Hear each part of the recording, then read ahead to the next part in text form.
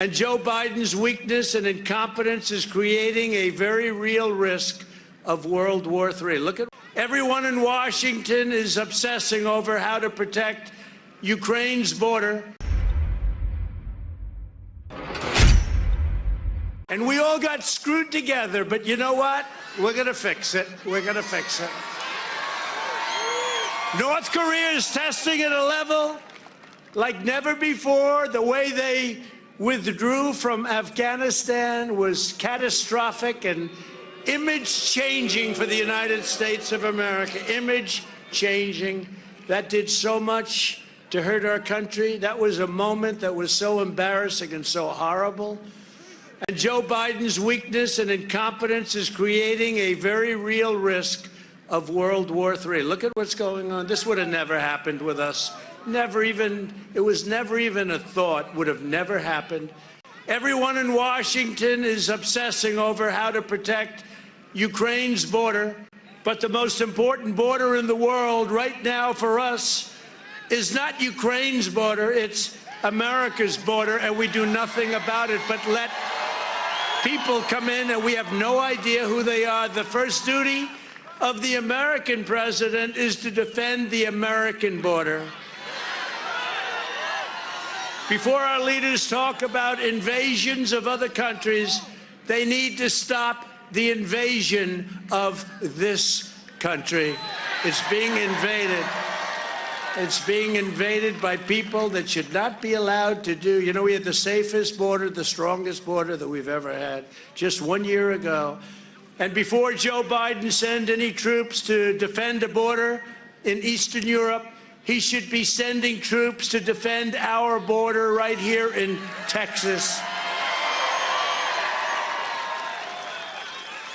When I left office, we handed so many incredible things to the new administration, but one of the best was that great secure border. And it wasn't even close. There's never been a border like that. You saw it. People tell me, they said it was like we were living in a different world. It was so nice. They had never seen it. Yet under Biden, over 5 million people trespassed illegally across our border last year alone. Think of it, 5 million people, and we have no idea who the hell they are or where they came from. But you'll be paying a price for years to come.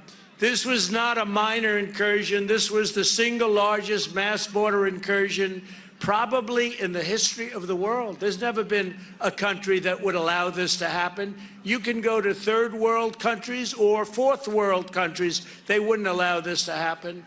Normally, a nation has to lose a war to a foreign power in order to lose its border, and yet our border has been surrendered. Look, we have surrendered our border. It's been surrendered by our own president and the Democrats, just like Biden surrendered to Afghanistan, and now the entire planet is intruding across it as though America had been defeated on the field of battle. There's no other excuse for it.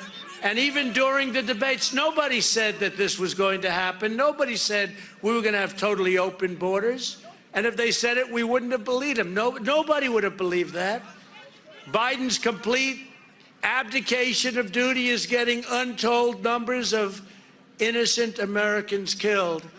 On Biden's watch last year, Border Patrol saw a 350% increase in criminal aliens breaking across our border, including 1,900% more murders. Every day, Biden's incompetence is putting America at risk.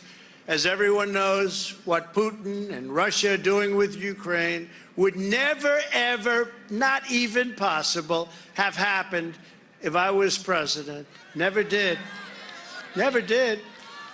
They would not have dreamed of it, and they would not have dared to do it.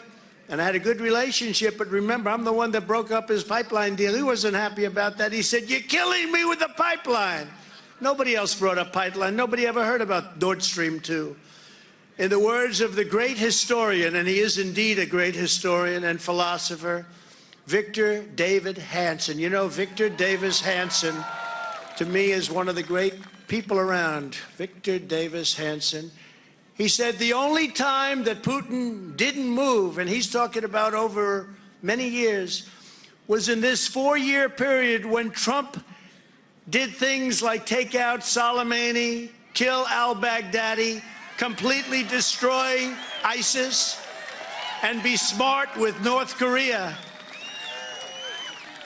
And he said, at Russia during this 4-year period, Russia didn't move. We had a good relationship, but he understood. We both understood. He didn't move. There was nothing like having 250,000 soldiers on the border of a country. On my watch, America was respected again, maybe respected like never before. And I was proud to be the first president in decades who did not get the United States into any new wars. I took us out of endless and ridiculous wars. Remember when I was running, they were all screaming, he'll start a war. He's that kind of a guy. No, I'm the one that got them not to fight because they didn't want to mess with us. Totally rebuilt the military. Nobody wanted to mess. Of course, we gave 85 billion of it to the Taliban. It's not even believable. We truly had peace through strength, as Ronald Reagan would say. We demanded that our NATO allies pay their fair share, and I made clear that if Europe cared about its borders, they would have to pay. They would have to pay because we were paying for NATO. And by the way, they screwed us on trade all the time, you know? They were almost as bad as China, but nobody says it because it's Europe. How nice. It's such a great place. A lot of us came from Europe at one point, whether it's us, our parents, our grandparents, but they were very good at taking advantage of the United States. Americans were not going to be played for suckers anymore under the Trump administration. It was very clear, and they understood that. A big part of the reason we are now witnessing this dangerous situation in Ukraine is that as soon as Biden came in, other countries got the message that it was back to the old days of taking advantage of the United States, that they didn't have to pay their bills, do their jobs, or risk their lives. Let the dumb Americans do it for us. The incompetence of our leaders can be scarcely believed. It's a disaster and a disgrace what's happened to our country in the last 10 months. A disaster, a disgrace. Nobody can believe it. Remember, there's a reason that Joe Biden can't walk into a sports stadium anywhere in America without being loudly mocked and ridiculed.